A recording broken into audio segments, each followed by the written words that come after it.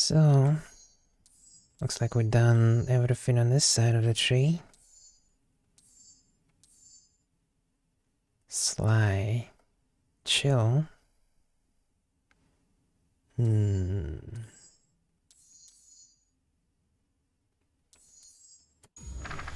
got multiple things to try here.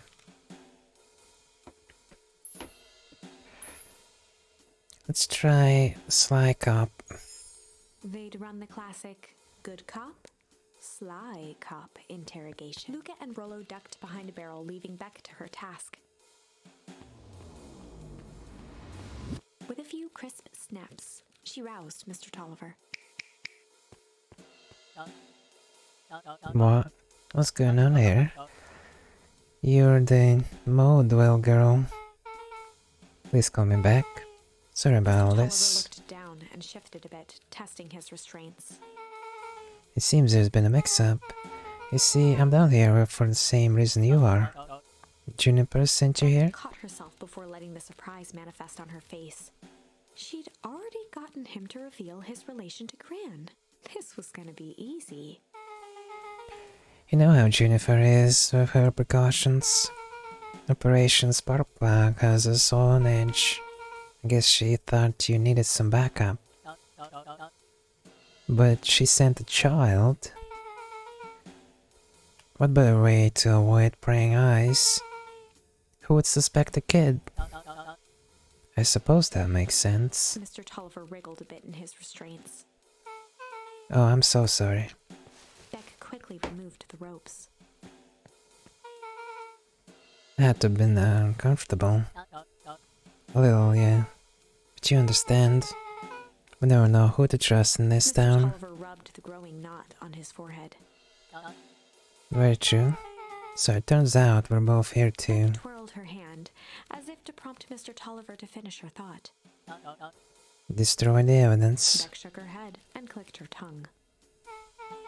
Yep, the old gal is nothing if not thorough. Mr. Tolliver let out an amused huff in agreement. She sure is. Can't blame her though. If anyone were to find out that we're going to destroy the source, well, we both know how that might be. How bad that might be. No one will know anything once I finish cleaning things up here, down here. Beck was on a roll now, playing Mr. Tolliver like a fiddle. You sure you can finish this up on your own? Juniper trusted me for a reason. You can leave the rest to me. Good. There's one more loose end I'll go work on. Loose end? Oh, it's nothing really. The other day I had the radio on scan while restocking the candy shelf. And wouldn't you know it, I intercepted an odd phrase in the perennial harvest transmission. Underground secrets. That's ominous. I think it might be a password, but Jennifer dismissed it. Said it wasn't mission critical. What's the password for? We don't know. So how we have a password and know where to put it. It's gotta mean something, right? Good thinking, you should probably go work that out. I've got this under control. That's a relief.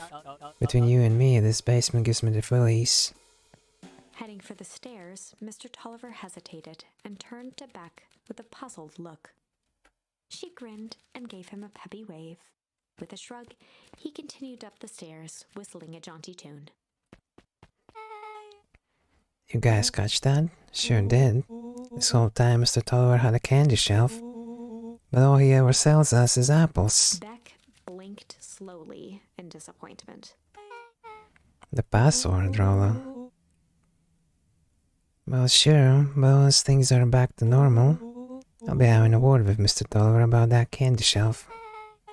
Fine, in the meantime, I've got an idea. She turned to the table and began tearing small scraps of paper. He said I heard the password on the radio.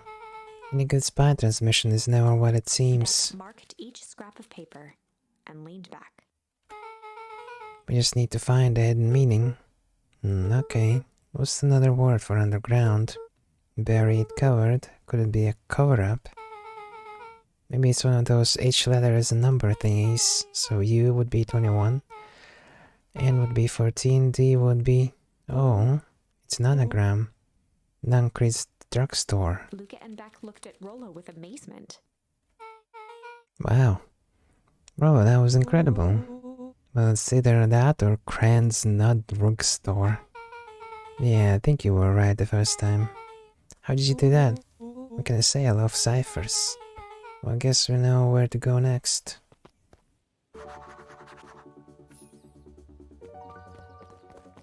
Alright, gang. Head out. Excuse me? You scared me half to death. Sorry. You kids haven't seen Mr. Tolliver around, have you? Nope. He's got me waiting around like the last slice of pie. I swear that man would be late for his own funeral. The road leading to Beacon Pine, a sort of... Oops, not this way. Foreshadowing? Is Mr. Tolliver gonna be dead soon or what? Uh-oh. You're late, Augustus. Sorry, sister. Was caught up with work. Work? You? Had a few more details to lock down for the festival. What do you have to report? What is this insipid town festival really about? Gus I think looked around nervously. Mr. Kerr really does just want to do something good for the town. He's actually a pretty nice guy. You should spend some time with him. I didn't pull strings installing you as mayor so that you could make friends. Your job is to help me figure out what Kerr and Perennial Harvest's true intentions are with this town. I have a responsibility. This is our father's town. Excuse me? This was our father's town. He's gone, Harris. He isn't coming back. Father left us with nothing but problems. Mr. Kerr came here and offered us help. We accepted the help. We didn't agree to them turning Father's warehouse into a toxic dumping ground. This is just temporary arrangement. The glow can be seen from our damned backyard. They're dumping their nasty little secrets on us. When this all inevitably goes wrong, who do you think will be blamed? Harris's cry hung in the air. We have a new choice to make now, sister. This town is going to change whether we like it or not. Are we going to choose to be part of that future or be forgotten in the past? It's a shame. Father named you Augustus, but you will always just be a Gus. Good night, Eris. I'll see you on breakfast tomorrow.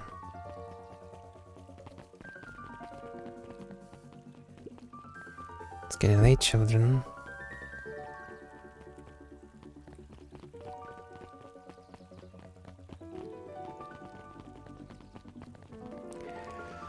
Alright, Mr. Nuncreed's your old perv. Oh, hey, it's the kid that I literally forgot about for like 4 hours of this game. Proudly at the entrance to the drugstore, holding a brown bag overflowing with black licorice. Hey, Solomon, we're looking for Mr. Nuncreed. Is he still in there? I'm afraid not. Where'd you get the candy from? You might say we have an arrangement. Solomon shoveled a surprising amount of licorice into his mouth. Sometimes it's the small pleasures in life. Though we might not always have family to rely on, licorice has never let me down. Well, I can say licorice would be my first choice, but whatever floats your boat. You can tell a lot about a person by the choice of confection. Oh yeah, I guess. Like sour gobs. Certain you do. I always wondered why Mr. Nuncreed kept licorice in stock. You must eat enough of it to make it worthwhile. There are many ways to earn loyalty. For some, it's as easy as cold hard cash. Alright. Well, he's right. Oh, sorry, I skipped that. There's gotta be more clues.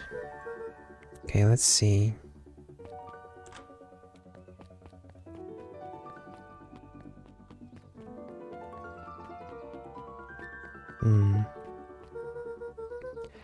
Have you ever seen anyone actually use this thing? Besides Mr. Nuncreed, no. Beck cupped her hands on the glass to peek inside. That is not a normal phone booth. It's got like a blinky keypad. How would there be a blinky keypad? Friend's new drugstore. I mean, underground secrets. The password. Flung open the door, and they all squeezed in. Alright, let's see here. Cracked his knuckles and entered the letters into the keypad. Underground secrets. Sound like that did something. Great, now what? I guess we... The inside of the phone booth Oh. dropped loose from its shell. Without even the space to panic, they closed their eyes, held their breath, and accepted their fate. Suddenly, the chaotic descent slowed to an effortless landing. It was unclear where they ended up, but at least it was solid ground. Uh-oh. The air was stagnant and smelled vaguely of chlorine. I knew it. I knew that there was a secret hub full of strange tubes under the phone booth. Of course I did. Didn't I say that? No. Definitely thought it. Look, do you remember when I said how cool it would be if the trans-dimensional conduits from Hank Atomic issue number 12 were real? At one point or another, you said that about every technology ever discussed in Hank Atomic. That's why I'm such a good predictor. It looks like each of these has something written on them.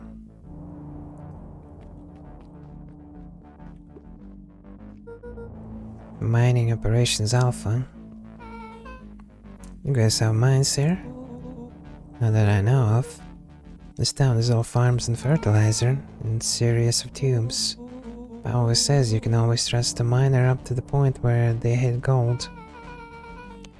Not sure how that wisdom applies in this exact situation. That's the thing about Pi, don't always realize what he means until it's too late. Perennial Harvest main office. That's where my mom works. What does she do? Science stuff? She involved in all this? We just moved here. How could she be involved? True. Valentine Fertilizer Warehouse. Isn't that where you almost got snatched? Yeah.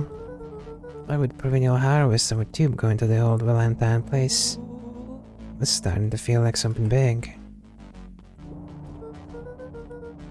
This suit has a broken mask. So we found our mystery warehouse creeper.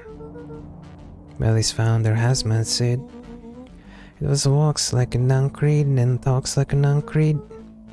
Let's not jump to conclusions, just saying. It's a lot of buttons. Stand aside, Earthlings. I've read enough Hank Atomic to know my way around sci-fi tech. His hands hovered over the field of blinking buttons. Eeny, meeny, miny. Girl, what did you do? Nothing. I didn't even know it. What was that? Hide. Where? There's nothing but weird tubes down here. Just get back. Oh. Shit. It's creepy old Mr. Duncreed again. Shit. Awesome. You'll need to come with me now. We aren't going anywhere with you. Not until we get some answers. Mr. Underground Secrets. I told them it was an absurd password. But they love anything that makes them feel clever. They who? That's no matter. If I can keep you hidden until after the festival, I might be able to save your skins. We don't care about our skins. Hold on now, I like my skin. The soul stops now, Nancreed. Joseph waited for a moment in silence. You sound just like him. Who? Walt. You don't get to talk about my dad. You know your father and I were friends back before. Toward the strange tubes. All of this. That's a lie? It's true, I used to bounce you on my knee. What happened? Same thing that always happens. Reality, complications, life. We were a team, Walt and I. An idealistic doctor and a bright-eyed pharmacist. Both hell-bent on helping folks. So you were his sidekick? No. We were partners. He helped me, the patients, and I helped him. Yep, total Nuncreed sidekick. let out a growl of a sigh. Look, I need you to know this. I need someone to know this. One day, Shopper Valentine comes to us.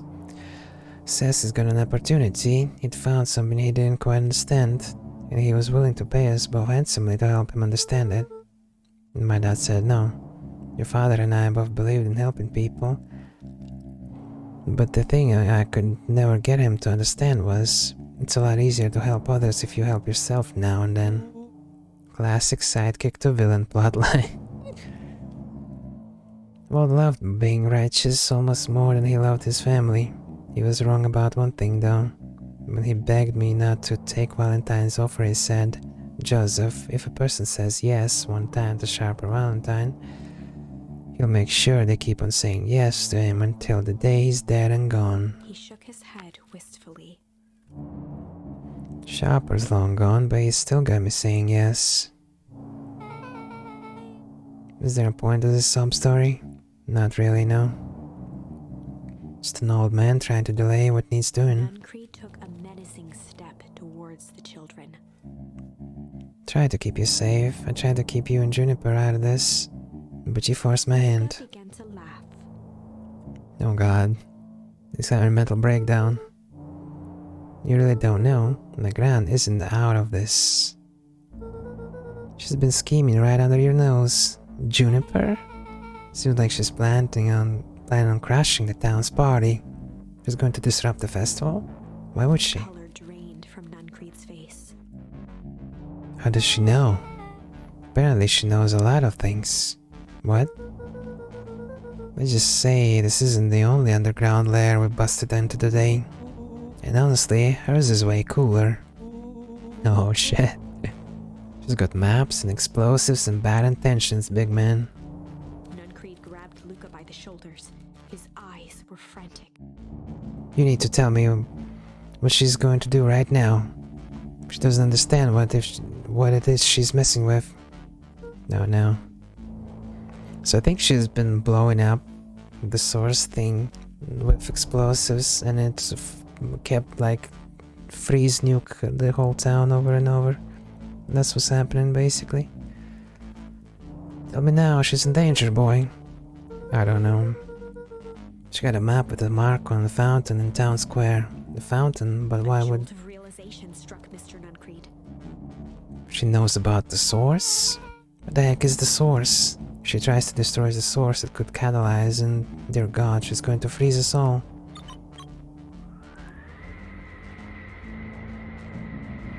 You all need to run. Run where? Away. As far away from this town as you can get. Head west and don't look back. That did not go how I expected. So, we're totally following him, right? Totally. See you on the other side. You good? Yep. I love this town. Chapter 8. The Cold, Hard Truth. Beck leapt up, Nice. allowing the suction to yank her into the dark. Dimness eclipsed around her like the shutter of a camera, as she seemed to cover great distance in mere moments. Her only points of reference were glints of upcoming turns, which approached with frightening speed, only to carom her gracefully along. She heard the tinny, distant echoes of Rollo's glee. Once she stopped fighting against it, the ride was impossibly smooth. Then, all of a sudden, as if minutes had passed in an instant, light blazed into view. A burst of wintry air snuffed across her face, and she was flung out into the cold.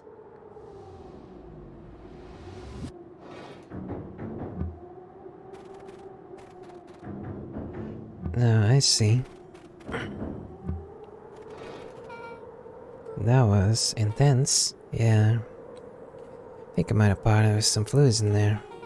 Any idea where we are? Somewhere cold. Doesn't look like I got any of us.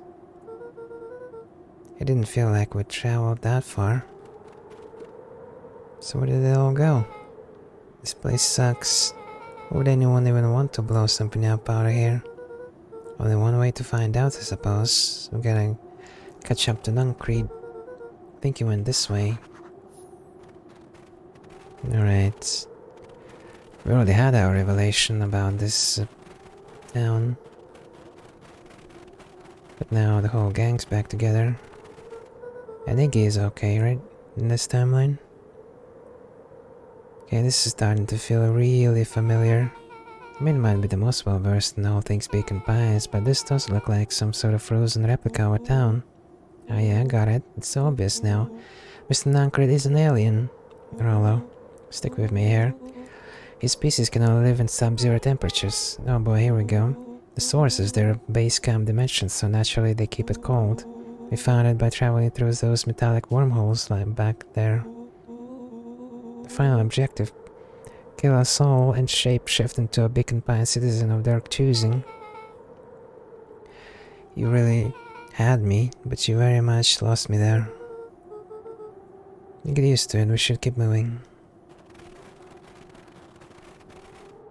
As they rounded the corner to the frozen town square, they spotted Mr. Nuncreed inching cautiously toward a pit at its center. He held his arms out gingerly, as if approaching a beast in the wild. Upon closing the distance, Luca recognized what Nuncreed was after. Gran stood confidently at the edge, one arm outstretched over the abyss. Nearby, a wheelbarrow had been emptied out.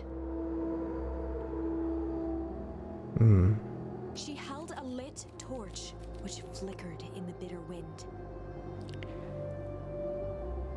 It just occurred to me that if the Gran is Eleanor, right? And Mr. Nankred had the huts for her, then he has the huts for his passed away friend's wife? Kinda weird, dude.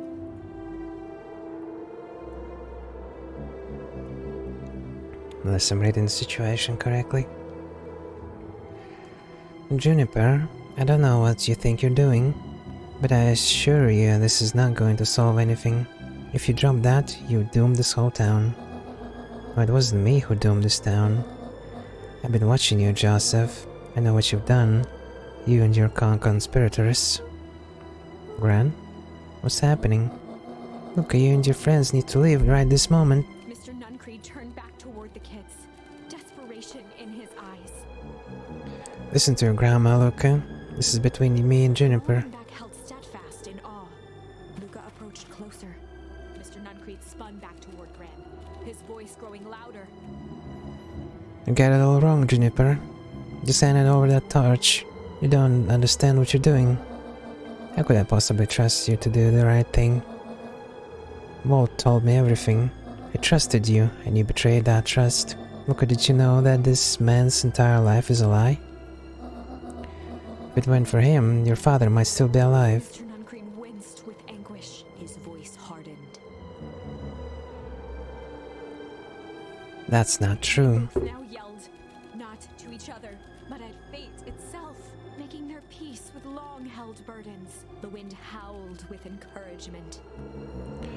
Walt was like a brother to me. We just had different ideas on how to effect change. Very convenient that your way just happened to lie in your pockets. Now that's not fair. They at each other, both catching their breath. The moment balanced on a knife's edge. Amid a blur of emotions and memories, Luca's mind flooded with questions. The wind calmed, as if to give him the stage. In the stillness he began to weep.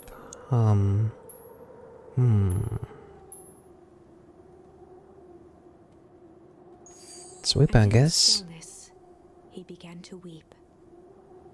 Seems kind of appropriate. It was all just too much. Falling to his knees, Luca whimpered softly. The tears crystallized as they hit the snow. Gran stared at Luca for a moment with warm sympathy, remembering why this was all necessary. This all makes sense soon, Luca. And everything can go back to normal. I She promise. stiffened up and brandished the torch at Mr. Nuncreed. You can't hide behind those people any longer, Joseph. Once their precious source is destroyed, we'll see where their loyalties fall. Juniper, Ignoring don't. his final plea, Gran flung the torch into the deep darkness. Alright, we're all dead. Again. She smiled and exhaled in relief. Mr. Nuncreed moaned in resignation. The torch echoed as it ricocheted down the hole, punctuated with a thunderous thud. You see, Joseph, I've learned one very important lesson in life. If you want things to change, then you must be willing to. Before Gran could finish, the ground shook her to silence. Nope.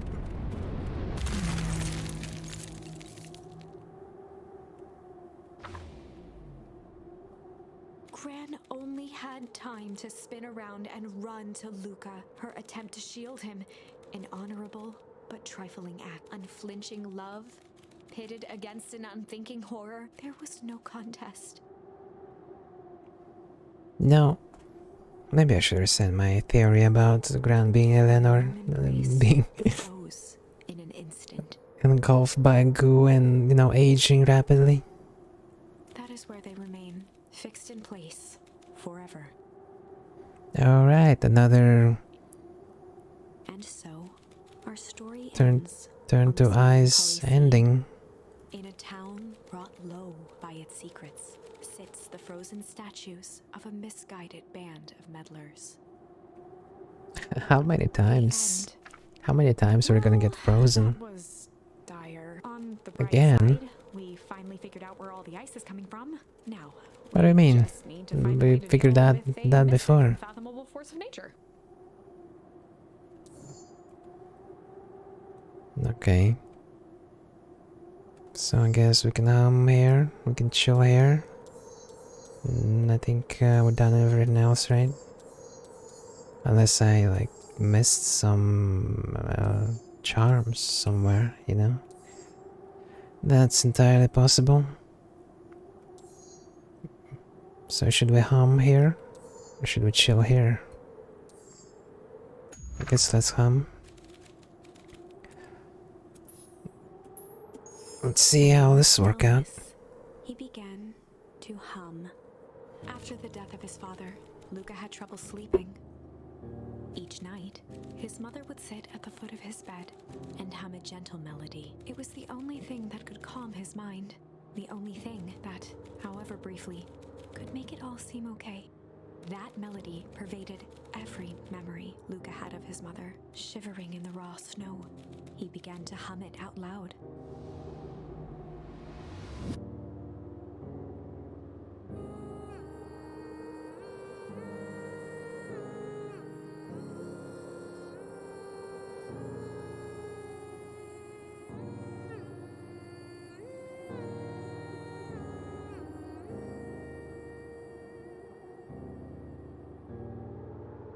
Gran lowered the torch, listening closely.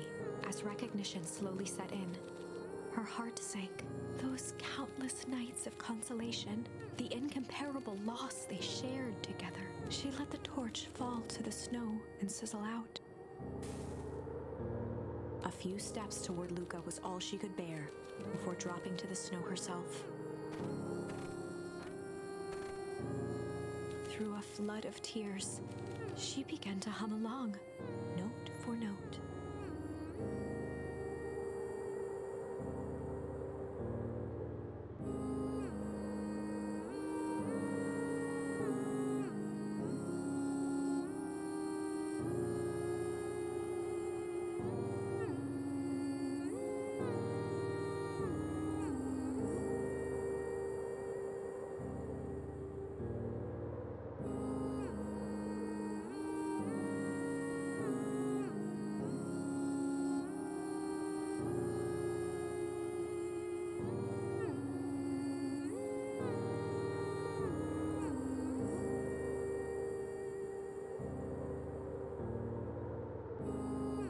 Right, I think I'm gonna interrupt the moment. Luca lifted his head in astonishment. The last time he heard that melody was the last night he saw his mother. How do you know? My theory. It's finally. I began to lose hope. I think I'm gonna get. You're gonna get confirmed here. I'm so sorry, my little buckaroo. Buckaroo? The only people who call me that are my dad and your mother. Blinked through blurry, watery eyes, trying to see more clearly. I knew it. I told you. I knew it. He could just make out the impression of a familiar face. He peered across the snowscape at the woman on her knees. Something about her was undeniably his mother, only smaller, older, changed. Mom? That's right, buckaroo. Mom. Lucas sprinted as fast as he could toward his mother. They held each other close, and the cold retreated from their bodies. Eleanor? I thought you were gone? You should have known I would never abandon my son. Looked down at Luca, tightening her embrace in an appeal for forgiveness. How? You're a smart man, Joseph. I thought you'd have pieced it together by now. You were exposed. I don't understand any of this. What happened to you? Where did you go? Why did you leave me? I never left you. I was always right here, Luca. Why did you lie to me? It tore me up, Luca, but I did it to keep you safe. I thought that getting answers would help us both move on. But the more I discovered, the more I realized the danger we were in. Until perennial harvest was stopped, it was better if everyone thought I was gone. You could have trusted me. These are bad people, Luca. They won't stop until they get what they want. And they don't care who gets hurt in the process. Then what do? We have to stop them. Joseph slumped into the cold, wet snow. They can't be stopped. This is too big. I tried beating them at their own game. I'm done fighting fire with fire. First time in a long time, her voice felt like her own again. No more lies. I see now there's a better way to stop perennial harvest. The cold hard He truth. gazed down at Nuncreed with pity. He looked small. Joseph stared into the snow, as if searching it for answers. Come on everyone, we've got a party to crash.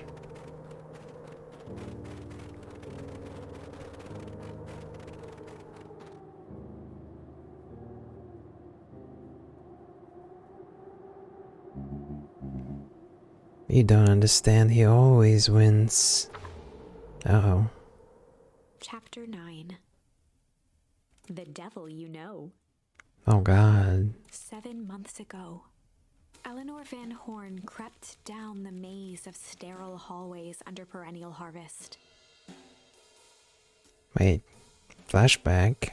She stopped in front of the large steel door marked Deep Engineering. No turning back now. She raised a trembling hand. The stolen keycard worked as promised, and the door buzzed open with mechanical efficiency. She was immediately hit with the smell of disinfectant. It was some sort of laboratory. In one corner was a desk covered in papers. Across the room stood a tall metal pod with hoses protruding from its base. She rushed to the desk and began shifting through the piles of papers. They were experiment reports on something called Tempus liquamen. There were dozens of them. Every one stamped failed. Eleanor heard the sharp echo of footsteps approaching. She was out of time. Her eyes scanned the room, eventually landing on the strange pod.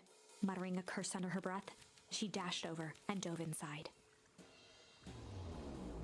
Uh-oh. And that is what change is all about. Oh, back from a flashback? Grabbing the future by the scuff of the neck and making things happen. Change is a choice. I'm tickled pink that we will all be making that choice together. How great is that? This man is a liar. Excuse me? I will not. This town has a dangerous secret and perennial harvest only exists to keep it hidden. Nonsense. They picked up the whole downtown and moved it right under their noses. You aren't making any sense. Addressed the crowd with a sarcastic tone. Imagine such a thing. It's absurd and just plain impossible. They promised they could fix the foul harvest. They told us they would clean this place up. We just had to leave town for a few days. But while they had us evacuated, Miss Hartford, I'm afraid I'm going to have to ask you to. You're afraid of a lot of things, aren't you? You sniveling little worm. Oh God. This is growing tiresome. A little help, please? Don't you all see this festival is a sham, an excuse to have the whole town gather in one place? They're planning something awful. I don't know what, but these people are wicked. Don't listen to her, she has absolutely no proof. I am the proof. I'm Eleanor One Horn. Whispers filtered through the crowd. Well, aren't you just sneaky as the dickens? We all knew Valentine fertilizer was too good to be true. Now this whole town is paying the price. Ladies and gentlemen, I'm so sorry about this disruption. My associates will take this obviously disturbed woman somewhere comfortable, so she can get help she needs. She's not the one who's disturbed, you two-timing clown. You all know there's something wrong with this town. It was just easier to look the other way. The truth is... Oh shit. Solomon? It's quite enough, Mr. Nuncreed. Torment dragged on Joseph Nuncreed's face. What? Yes, sir. Take them away. No, I want them to see this. The ever-tempestuous Eleanor One Horn. You've been quite the thorn in my side. Wait, this guy is Valentine, the original guy, the father. And he got the mixture to make him young again. That's what happened. Holy shit, he's an evil little child. Like a weed that's borrowed in where it doesn't belong. I must confess you look dreadful. He paused for a moment, plucking a piece of fuzz from his sweater and discarding it to the ground. Consider yourself in rare company. You managed to pull one over on me. It won't happen again. I knew you had some sort of plan to disrupt our little party. But alas, I expected something a bit more impressive than incoherent rambling. No matter, your failures are yours to bear. Mr. Kerr? Yes, sir? It's a shame it was cut short, but I thank you for that rousing oratory. I will take it from here. Yes, sir, of course, sir. You've done quality work for me, William. You can look forward to the recompense we agreed upon. Kerr gave a bow of deference. Founder, you are most gracious. Laughs rippled through the crowd. Thankfully, we can dispense with the formalities from here on out. Solomon pulled a glass vial from his pocket. In one smooth motion, he downed its contents. What? A triumphant smile grew across Solomon's lips. You can call me Sharper Valentine. Yeah, that's His that guy. body and face began to contort and expand as he disappeared into a belching green mist.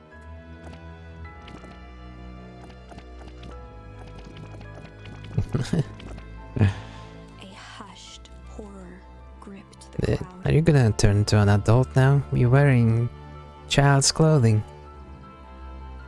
What? This is a story about change. He grew a tuxedo, man. What? No. So you didn't see that coming.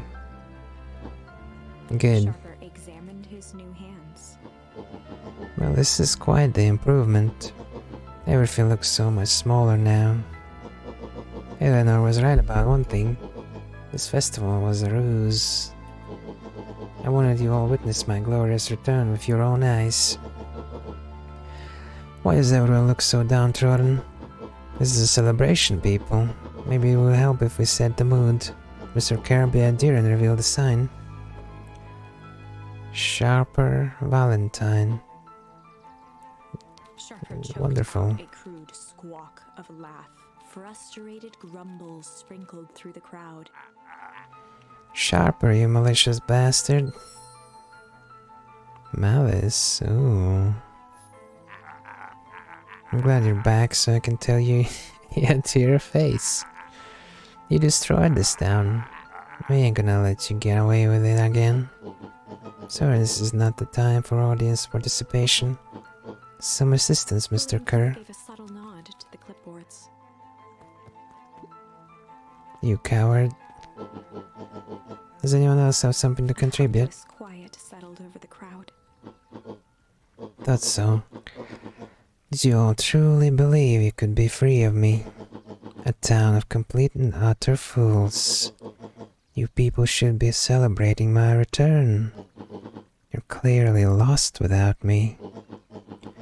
And that leads me nicely to my children. Daddy! He's so happy. I gave you both the greatest gift a parent can give. The opportunity to prove yourselves in my absence. Squandered. To say I am disappointed would be an understatement. But silence Augustus, an adult is speaking. I don't know which is worse, a son who is completely hopeless or a daughter with such potential who inevitably lets me down. Harris, you failed me with admirable consistency. Thankfully, I was counting on it this time. Father, I've been wasting time, my dear. What have you accomplished? I was focused on cementing our legacy. Legacy? Who needs a legacy when you can just live forever? But what about... It's alright, kiddo. I'm afraid you suffer from a complete lack of imagination. There's just no helping it. Now then, where is Joseph? You didn't take the opportunity to slip off, did you? Ah, there he is. Everyone should give him a hand. None of this would have been possible without Joseph. I think you've said enough. Nonsense, the people deserve to know how helpful and loyal you've been. I only did what I did because he left me no choice. You always had a choice, Joseph. You were simply too weak to take it. No matter. Cheer up. You're about to be rich beyond your wildest dreams.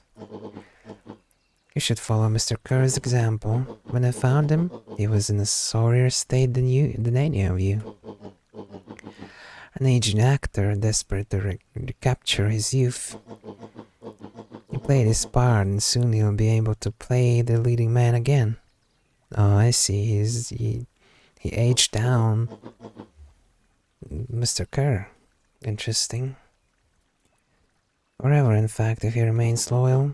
That goes for you only. Well, those who haven't already frittered away my goodwill. We can Pants is mine again, and I'm willing to share its spoils in exchange for absolute loyalty. Are you saying William Kerr was never in charge of perennial harvest? Huh.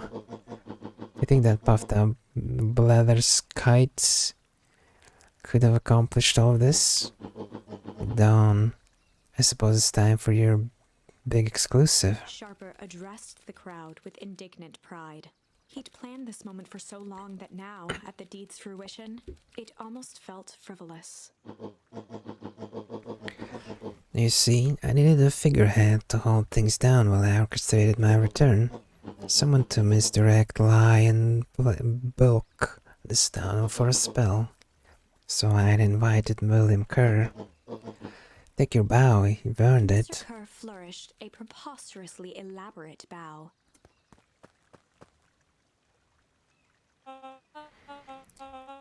Patrick C. Montesquieu, this pian extraordinaire at the service. I remember something about Montesquieu, but I never really thought it to be important, so I never really actually internalized the information.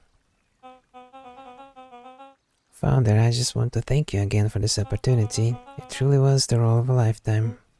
Wait, so this Bill Kerr was Patsy the whole time? Patsy. Now that your secret is out in the open, what to stop this town from rising up against you? Well, that's the delicious part. Fear. Thanks to our clipboards, I know what each and every person in this town fears most. What? Well, like spiders, you're gonna unleash some arachnophobia on people? That will make those fears manifest for anyone who steps out of line. The choice is simple. I'm not afraid of you. Ah, the young hero.